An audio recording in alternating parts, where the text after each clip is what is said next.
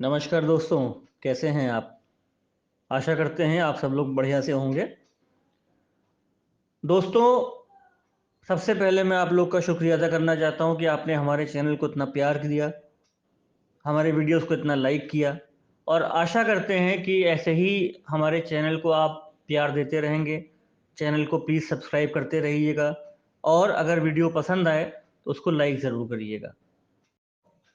दोस्तों, आज जो हम लोग बात करने जा रहे हैं वो है हाल ही में जो लॉन्च हुई है गाड़ी, महिंद्रा स्कॉर्पियो फेसलिफ्ट, यानी कि महिंद्रा स्कॉर्पियो एन। दोस्तों, अगर आप लोग ने मेरा 2 महीने पहले का वीडियो देखा होगा और अगर नहीं देखा तो उसको प्लीज़ देखिएगा। हम लोगों ने बात की थी 2 महीने पहले कि महिंद्रा की जो स्कॉर्पियो गाड़ी है उसकी ये 20th एनिवर्सरी ईयर है, यानी कि 20 साल हो चुके हैं स्कॉर्पियो गाड़ी को। और ये उम्मीद की जा रही थी, हमने अपने वीडियो में बताया भी था कि 20वीं एनिवर्सरी पे महिंद्रा कुछ बड़ा करने वाला है, कुछ बढ़िया करने वाला है अपनी इस गाड़ी के साथ। और जैसा कि हम लोगों ने उम्मीद की थी, महिंद्रा ने अपने 20th एनिवर्सरी ईयर में अपनी गाड़ी स्कॉर्पियो एन लॉन्च कर दी है। और ये गाड़ी जितना भी हम लोगों ने उम्मीद किया था, जितना हम लोगों ने सोचा था, उससे काफ़ी बढ़कर है। दोस्तों, ये बता के बड़ी खुशी हो रही है कि जो हम लोगों ने 2 ढाई महीने पहले प्रेडिक्ट किया था अपने वीडियो में, स्कॉर्पियो में वही चीज़ें काफ़ी हद तक दी गई हैं।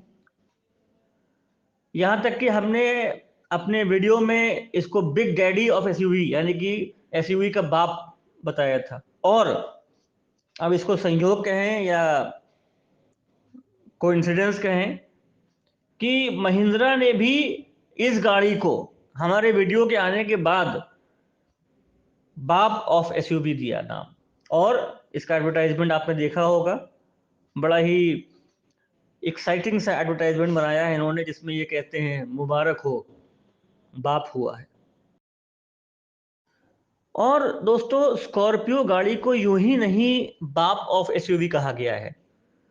नई स्कॉर्पियो एन को अगर आप देखेंगे तो आप इस बात को ज़रूर मानेंगे कि ये गाड़ी सही में कई मायनों में इट इज़ अ बाप ऑफ एसयूवी। और ये मैं इसलिए कह रहा हूं कि ये गाड़ी इतनी बढ़िया बनाई इन लोगों ने कि ये ना सिर्फ XUV 700, Tata safari, MG Hector plus या इनोवा क्रिस्टा, इन गाड़ी को ही नहीं बल्कि एक सेगमेंट ऊपर यानी कि डी सेगमेंट की गाड़ियों को भी टक्कर देने जा रही है। डी सेगमेंट की गाड़ियों में कौन सी एसयूवी आती हैं? जैसे फोर्ड में एंडोवर आती थी, टोयोटो में फॉर्च्यूनर आती है। तो ये, जी हाँ दोस्तों, ये कहा जा रहा है कि स्कॉर्पियो अब फॉर्च्यूनर को भी टक्कर देगी। जो उसके टॉप वेरिएंट्स हैं उसमें गाड़ी पहले से ही बहुत बढ़िया थी, मजबूत थी। और चलाने में जो लोग एसयूवी को चलाते थे, रफ रोड्स में ऑफ ऑफ रोडिंग करते थे, उनको मालूम था। बट अब ये गाड़ी और इम्प्रूव हो गई है और रिफाइंड हो गई है। तो दोस्तों, आज अपने वीडियो में हम लोग इस गाड़ी के बारे में कुछ बात करेंगे। और हर चीज़ में अच्छाई बुराई होती है, ये हम सब जानते हैं। इस गाड़ी में भी अच्छाइयाँ बहुत हैं, मगर कुछ कमियां हैं। उन कमियों के बारे में भी हम लोग डिस्कस करेंगे। तो दोस्तों, शुरू करते हैं। ये गाड़ी जो महिंद्रा ने लॉन्च की है, स्कॉर्पियो एन, इसके प्रोज के बारे में बात करते हैं, यानी कि इसके प्लस पॉइंट क्या है। तो सबसे पहला प्लस पॉइंट है इसकी प्राइसिंग। जी हाँ दोस्तों, महिंद्रा ने फिर से इंट्रोडक्टरी प्राइस, यानी कि पहले 25,000 कस्टमर्स को ये गाड़ी 11.99 लाख से स्टार्ट हो रही है। तो जो इसका बेस वेरिएंट है वो 11.99 लाख में मिल जाएगा। और बेस वेरिएंट को बेस वेरिएंट कहना बहुत नाइंसाफ़ी होगी, क्योंकि जो इसका बेस वेरिएंट है वो भी काफ़ी लोडेड है। अगर आप इसके फीचर्स देखेंगे बेस वेरिएंट के, इस पे एक वीडियो हम लोग और बनाने जा रहे हैं। महिंद्रा के स्कॉर्पियो के डिफरेंट जो वेरिएंट्स हैं उस पर भी हम लोग एक वीडियो बनाएंगे, तो उसमें आप देखिएगा। बट अभी के लिए इतना बता देते हैं कि बेस वेरिएंट में आपको ज़रूरत की काफ़ी चीज़ें मिल जाती हैं। तो अगर आपका बजट 12 लाख के आसपास है तो महिंद्रा की स्कॉर्पियो एन को भी आप देख सकते हैं। तो पहला प्रो हो गया, प्लस पॉइंट हो गया इसका प्राइसिंग। दूसरा प्लस पॉइंट है इसका लुक्स। दोस्तों स्कॉर्पियो एन को आप अगर स्कॉर्पियो क्लासिक जो पहले की स्कॉर्पियो थी उससे कंपेयर करेंगे तो आपको मज़ा आ जाएगा। गाड़ी में ओरिजिनलिटी को रखा गया है, यानी कि टॉल बॉय जो स्टैंड था इसका वो रखा गया, मगर साथ में इसको और भी ज़्यादा खूबसूरत लुक और भी ज़्यादा मस्कुलर लुक दे दिया गया है। तो गाड़ी टॉल बॉय लुक देती है, मस्कुलर लुक देती है। साथ में इसमें सामने आपको डबल बैरल हेडलैम्प्स मिलेंगे। गाड़ी में कई जगह पे क्रोम का इस्तेमाल किया गया, सामने भी क्रोम का इस्तेमाल किया गया। क्रोम जो है इसके जो ग्रिल्स हैं फ्रंट के उसमें क्रोम लगा हुआ है जो कि बहुत अच्छा लगता है देखने में। इसके अलावा इसके जो टेल लैम्प्स हैं दोस्तों, टेल लैम्प्स इसके बहुत अच्छे लगते हैं, खूबसूरत लगते हैं। और एक इंटरनेशनल सक्सेसफुल गाड़ी है वॉल्वो, उससे इंस्पायर्ड हुए लगते हैं, मगर गाड़ी में जो उसके टेल लैम्प्स हैं एलईडी टेल लैम्प्स वो गाड़ी के लुक को काफ़ी इन्हांस करते हैं।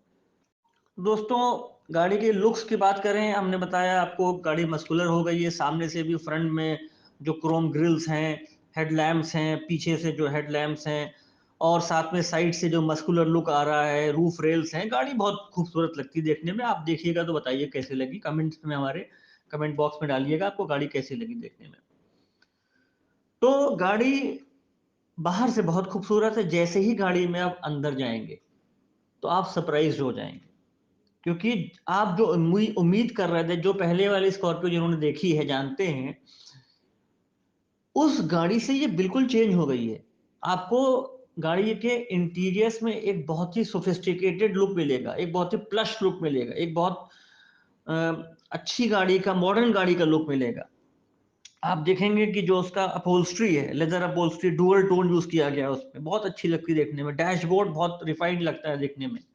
हालांकि प्लास्टिक्स यूज किए गए हैं, बट वो प्लास्टिक्स देखने में खराब नहीं लगते हैं, अच्छे लगते हैं देखने में।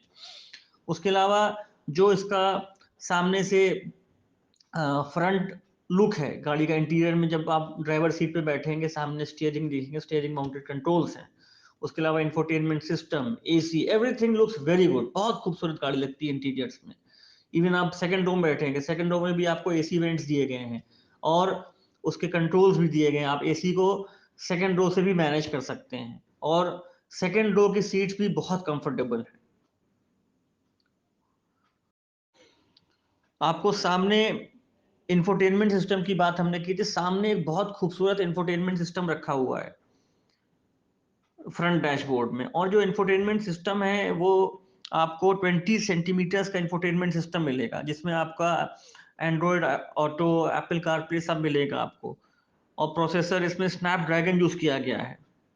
12 सोनी के स्पीकर लगाए गए हैं, तो साउंड सिस्टम बहुत ही बढ़िया है। उसके अलावा इसमें जो है आपको 17 सेंटीमीटर्स का डिजिटल क्लस्टर भी मिल रहा है, यानी कि जो आपका पहले पुरानी स्कॉर्पियो में सिंपल स्पीडोमीटर साथ में एक दो चीज़ें और मिलती थी, उसको पूरा चेंज करके एक कंसाइज सा एक पूरा यूनिट दी गई है डिजिटल क्लस्टर की। वो 20 सेंटीमीटर्स की यूनिट है, उसमें आपको कई सारी चीज़ें देखने को मिलेंगी। माइलेज मिलेगा देखने को, स्पीड मिलेगी, एवरेज मिलेगा, गियर चेंजेस मिलेंगे देखने को, डोर डोर खुला है तो उसकी वार्निंग मिलेगी आपको, बहुत सारी चीज़ें मिलेंगी देखने को। तो ये भी देखने में बड़ा अच्छा लगता है। अच्छा, जो नेक्स्ट पॉइंट है वो है इंजन। तो जो लोगों ने पुरानी स्कॉर्पियो चलाई थी वो जानते हैं कि स्कॉर्पियो ऑलरेडी एक बहुत ही बढ़िया पावरफुल इंजन के साथ आती थी। दो इंजन इसमें आते हैं, एक है एम हॉक डीजल इंजन और दूसरा है एम स्टैलियन पेट्रोल इंजन। दोनों ही इंजन बहुत शानदार हैं, और अब जो नई स्कॉर्पियो आई है उनमें ये इंजन्स को और भी रिफाइंड कर दिया गया है। तो आपको पावर बढ़िया मिलेगी, टॉर्क मिलेगी, पिकअप मिलेगा, और कंपनी क्लेम करती है कि माइलेज भी कुछ हद तक अच्छा रहेगा इसका। दोस्तों जो पुरानी स्कॉर्पियो चलाते थे वो कंप्लेन करते थे कि स्कॉर्पियो का सस्पेंशन सिस्टम उतना अच्छा नहीं, यानी कि जब गाड़ी गड्ढों में जाएगी तो आपको झटके फील होंगे। साथ ही साथ जब गाड़ी टर्न लेती थी तो उसमें बॉडी रोल होता था, जो पीछे पैसेंजर्स बैठते थे खासकर उनको काफ़ी घुमावदार रास्तों में दिक्कत होती थी, बॉडी रोल मिलता था। मगर आप जब नई स्कॉर्पियो में ट्रैवल करेंगे तो आपको मालूम चलेगा काफ़ी कुछ बदलाव आ चुके हैं। अब ये गाड़ी में सस्पेंशन सिस्टम, इन्होंने नया सस्पेंशन सिस्टम यूज़ किया है, पेंटालिंक सस्पेंशन सिस्टम कहते हैं, जो बहुत बढ़िया है। शॉक अब्जॉर्बर्स इसमें बढ़िया कर दिए गए हैं। नॉइस इंसुलेशन बहुत इंप्रूव कर दिया गया, आपको इंजन का नॉइस खासकर पेट्रोल इंजन में बहुत मामूली ना के बराबर मालूम चलेगा। और बॉडी रोल भी पुरानी स्कॉर्पियो के मुकाबले काफ़ी इंप्रूव कर दी गई है, बॉडी रोल नहीं मिलता है आपको, काफ़ी कम मिलता है। तो दोस्तों ये बात हो गई स्कॉर्पियो के प्लस पॉइंट्स की, यानी कि प्रोस की। गाड़ी अच्छी है, बहुत अच्छी है, मगर इसमें कई सारे ऐसे भी चीज़ें हैं कि वो आप कह सकते हैं इनके कॉन्स हैं, यानी कि नेगेटिव पॉइंट्स हैं।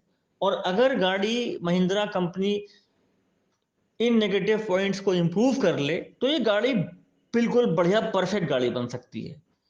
तो क्या नेगेटिव पॉइंट्स हैं इनके, हम लोग अब इनको डिस्कस करते हैं। महिंद्रा स्कॉर्पियो एन के नेगेटिव पॉइंट्स यानी कि कॉन्स। तो दोस्तों पहला पॉइंट है कि गाड़ी के लुक्स की बात कर रहे थे तो फ्रंट में और साइड में कंप्लेंट करने को ज़्यादा कुछ नहीं है, मगर बैक में अगर आप गाड़ी के बैक पे देखेंगे तो टेल लैंप्स तो इन्होंने बढ़िया दिए हुए हैं, मगर गाड़ी का दरवाज़ा, जो डिक्की का दरवाज़ा होता है जिसमें हम लोग बूट कहते हैं, जिसमें सामान रखते हैं, उसको खोलने के लिए आप लोग उम्मीद करते हैं कि आपने जब बूट खोला तो वो ऊपर की तरफ खुलेगा। मगर स्कॉर्पियो ने अपनी पुरानी ओल्ड स्कॉर्पियो की तरह इसका बूट भी दरवाजे वाला दे दिया, यानी कि साइडवेज खुलता है। इसमें दिक्कत क्या आएगी आपको, एक तो देखने में बड़ा अजीब लगता है कि भाई जब तीनों रोज की सीट फ्रंट फेसिंग है तो आपने नॉर्मल एक बूट क्यों नहीं दिया, आपने बूट का डोर जो है वो नॉर्मल ऊपर खुलने वाला क्यों नहीं दिया। एक तो ये अजीब सा लगता है। दूसरी दिक्कत क्या है कि जब आप गाड़ी कहीं लिमिटेड स्पेस में खड़ी करेंगे, यानी कि मान लीजिए अपने गैरेज में खड़ी कर रहे हैं, तो उसमें आपको बूट खोलने में दिक्कत आ सकती है। अगली चीज, गाड़ी का स्पेस मैनेजमेंट। दोस्तों गाड़ी स्कॉर्पियो एन बहुत स्पेशियस ये लोग बना सकते थे इसको, मगर पता नहीं इन्होंने स्पेस मैनेजमेंट कैसे किया है कि बूट स्पेस बहुत कम है, बहुत लिमिटेड बूट स्पेस है। हालांकि ये कंप्लेंट इस कैटेगरी की बहुत गाड़ियों में मिलता है, इवन एक्सयूवी 700 है, सफारी है, एल्काजार है, उन सब में बूट स्पेस कम है। मगर सफारी और इन गाड़ियों को देखते हुए अगर महिंद्रा ने थोड़ा सा वर्कआउट कर लिया होता तो इसके बूट स्पेस को इम्प्रूव करके ये गाड़ी बहुत बढ़िया हो सकती थी।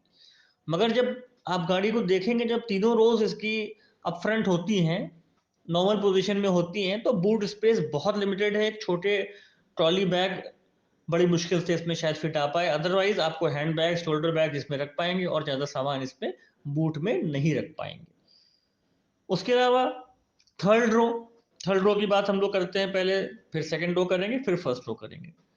तो थर्ड रो में अगर आप इंटर करते हैं तो सबसे पहली बात तो ये कि इसको इंटर करना उतना इजी नहीं होगा, क्योंकि गाड़ी काफ़ी टॉल है, ऊंची गाड़ी है, तो इसको थर्ड रो में आपको इंग्रेस करना इज नॉट वेरी इजी।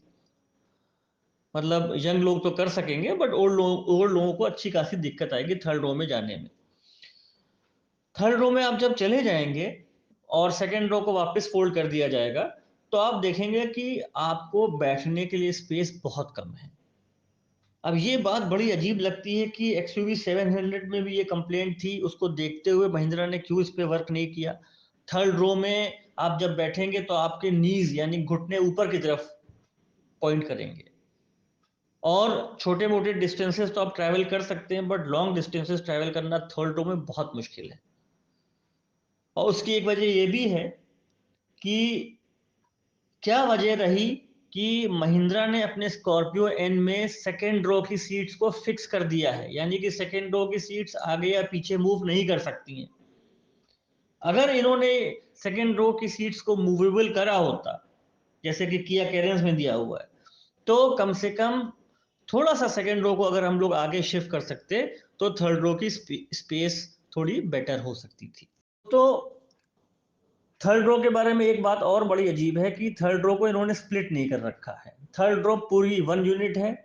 तो इसमें दिक्कत क्या है कि मान लीजिए आप लोग को 6 लोगों को जाना है कहीं, तो जैसे कई गाड़ियों में होता है कि थर्ड रो 50-50 स्प्लिट होती है, तो आप लोग क्या कर सकते हैं, एक तरफ की सीट गिरा ली और दूसरी तरफ की सीट पे बैठ गए। एक तरफ की सीट गिरा के आपने उसको बूट स्पेस को इंक्रीज करने में यूज कर लिया। तो 50-50 स्प्लिट नहीं है, इस वजह से ये भी नहीं कर सकते, तो बूट स्पेस बड़ा लिमिटेड मिलेगा आपको। यानी कि आप या तो थर्ड रो को गिरा लीजिए, तो उसमें बूट थोड़ा सा इंक्रीज तो कर सकते हैं आप, मगर थर्ड रो पूरी तरह से फ्लैट फोल्ड नहीं होती है, तो बूट आपको जितना मिल सकता था उतना नहीं मिलता है। उसके अलावा सीट्स को स्प्लिट भी नहीं कर सकते, तो ये भी एक ड्रॉबैक हो गया। अब चलते हैं सेकेंड रो की तरफ। तो सेकेंड रो में आप जब जाएंगे तो ये देखेंगे कि सेकेंड रो की सीट्स काफी कंफर्टेबल हैं, बढ़िया सीट्स दी इन्होंने, मगर एक ड्रॉबैक ये है कि सेकेंड रो आप रिक्लाइन तो कर सकते हैं, इसके बैक को रिक्लाइन कर सकते हैं, बट आगे या पीछे नहीं कर सकते हैं। तो इस वजह से थर्ड रो में भी दिक्कत आती है और सेकंड रो में भी दिक्कत आती है। एक पॉइंट और थर्ड रो में जो मिसिंग है वो ये, थर्ड रो में इन्होंने एसी वेंट्स भी नहीं दे रखे हैं। जब महिंद्रा के इंजीनियर से पूछा गया तो उन्होंने कहा भाई सेकेंड रो के एसी वेंट्स इतने पावरफुल हैं कि वो थर्ड रो भी कवर कर लेंगे, मगर ये लॉजिक समझ में नहीं आता है। थर्ड रो में भी एसी वेंट्स तो होने चाहिए थे और टाइप सी चार्जर भी होना चाहिए, तो वो भी नहीं दिया गया है थर्ड रो में। तो सेकंड रो की बात हो गई, थर्ड रो की बात हो गई, बूट की बात हो गई। अब आते हैं हम लोग गाड़ी के फ्रंट रो की तरफ।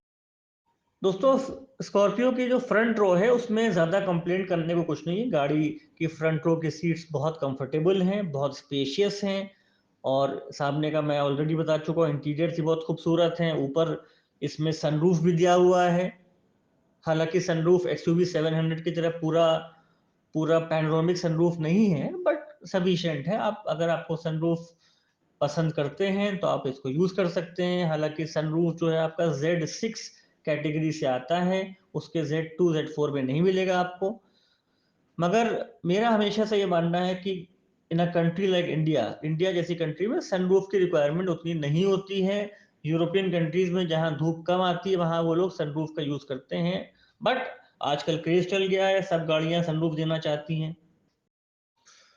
दोस्तों, कॉन्स में एक और कॉन्स है जिसको मैं इस वजह से डाल रहा हूं क्योंकि इस प्रॉब्लम को बहुत से कस्टमर्स ने फेस किया है। गाड़ी लॉन्च होती है, इंट्रोडक्टरी अट्रैक्टिव प्राइस पे लॉन्च होती है, मगर होता क्या है, वो प्राइस बहुत ही लिमिटेड कस्टमर्स के लिए है। हालांकि महिंद्रा ने इस बारे में एक अच्छी चीज ये करी है कि उसने कह दिया है कि 25,000 कस्टमर्स को ये प्राइस मिलेगा, पहले 25,000 कस्टमर्स को। तो जो इंट्रोडक्टरी प्राइस रखे हैं इन्होंने 11.99 लाख से स्टार्टिंग, वो पहले के 25,000 कस्टमर्स को जरूर मिलेगा। तो अगर आपको ये गाड़ी बुक करानी है तो आपको जल्दी करानी पड़ेगी, क्योंकि अगर आप लेट हो गए तो आपको प्राइस में काफी हद तक बढ़ोतरी मिल सकती है। तो ये भी एक कॉन्स है, क्योंकि गाड़ी अभी रोड पे आई नहीं है, और रोड पे आ भी जाएगी तब भी गाड़ी में जो छोटी मोटी कमियां होती हैं, जब भी कोई नई गाड़ी आती है उसमें कुछ ना कुछ फ्लॉज होते हैं, कमियां होती हैं। तो समझदार कस्टमर्स ये करते हैं कि भाई कुछ दिन वेट करते हैं, देखते हैं गाड़ी में जो फ्लॉज हैं वो क्या हैं, मेजर फ्लॉज हैं कि माइनर फ्लॉज हैं। और अगर मेजर फ्लॉज हैं तो कंपनी कई बार उनको ठीक भी करवा देती है, उसके बाद गाड़ी लेनी चाहिए। मगर अगर आपको प्राइसिंग अट्रैक्टिव चाहिए तो आपको गाड़ी शुरू में ही बुक करानी पड़ेगी।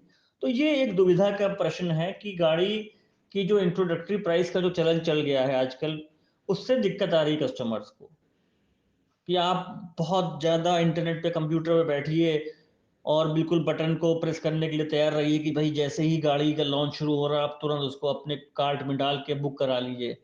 तो इस प्रोसेस में हर आदमी इसके लिए पॉसिबल नहीं होता है, दिक्कतें आती हैं। और अगर आप लेट हो गए तो आपको अफसोस होता है कि भाई गाड़ी जो है 1.5-2 लाख उसके दाम बढ़ गए। तो ये चीज़ थोड़ी सी इसका नेगेटिव पॉइंट कहलाएगा। तो दोस्तों, ये थे महिंद्रा स्कॉर्पियो के प्लस और नेगेटिव पॉइंट्स, यानी कि प्रोज एंड कॉन्स। आप इन दोनों चीज़ों को देख के जज कर सकते हैं कि गाड़ी आपको कितनी पसंद आई या कितनी ना पसंद आई। गाड़ी अच्छी है, कुछ कमियां ज़रूर हैं उस पर। तो ये आपका डिसीजन है, आप गाड़ी लेना चाहते हैं कि अभी आप वेट करना चाहते हैं। तो दोस्तों, आपको उम्मीद करता हूँ कि आपको ये वीडियो पसंद आया होगा, कुछ आपको जानकारी मिली उन गाड़ी के बारे में, और नई गाड़ी खरीदने में ये वीडियो आपकी हो सकता है मदद करे। तो प्लीज़ कमेंट बॉक्स में ज़रूर डालिएगा कि इस वीडियो को देख के आपको कुछ हेल्प मिली कि नहीं मिली। और अगर वीडियो आपको पसंद आया हो तो प्लीज़ इसको लाइक करिएगा, और दोस्तों, हमारे चैनल को सब्सक्राइब ज़रूर करिएगा। बहुत बहुत धन्यवाद। Thank you.